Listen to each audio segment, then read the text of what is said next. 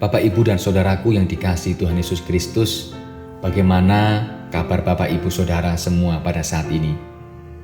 Kita mengharapkan bersama-sama kita semua pada kondisi sehat, nggih? Kiranya Tuhan menolong dan menguatkan kita senantiasa. Hari ini firman Tuhan dalam resiran terambil dari Markus ketiga ayat yang ke-14. Ia menetapkan 12 orang untuk menyertai dia dan untuk diutusnya memberitakan Injil. Bapak, Ibu, dan saudaraku dikasihi Tuhan, murid Tuhan Yesus di dalam Alkitab memang hanya berjumlah 12. Tetapi pertanyaannya, apakah itu saja jumlahnya? Ada yang mengira bahwa itu mengikuti tradisi jumlah suku bangsa Israel. Ada juga yang mengatakan bahwa jumlah 12 itu untuk memudahkan mengelompokkan ketika ada orang banyak yang mengikuti dia. Itu semua bisa jadi benar. Tetapi jika diperhatikan jumlah gereja saat ini, ternyata tidak hanya berjumlah 12, Bapak Ibu. Bertambahnya jumlah itu penting untuk menunjuk bahwa para pengikut Yesus tidak bisa dibendung dengan hanya berjumlah 12.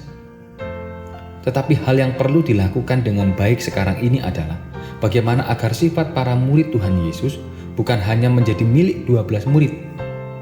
Hal ini bukan tentang memiliki kedudukan di hadapan Tuhan Yesus, tetapi mengenai bagaimana supaya keterampilan seperti para murid Tuhan Yesus juga dimiliki oleh para pengikut-pengikutnya saat ini.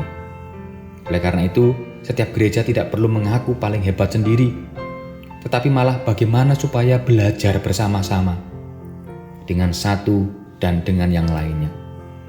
Para murid Tuhan Yesus yang berjumlah 12 itu tidak ada yang paling hebat.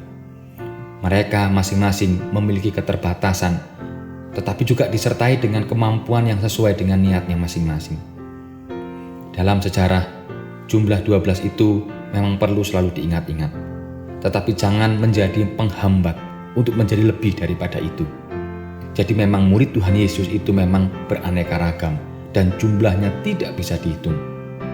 Hal yang terpenting adalah bagaimana agar para pengikut-pengikutnya saat ini, saya dan saudara, bisa melakukan perbuatan yang juga dilakukan oleh Tuhan Yesus.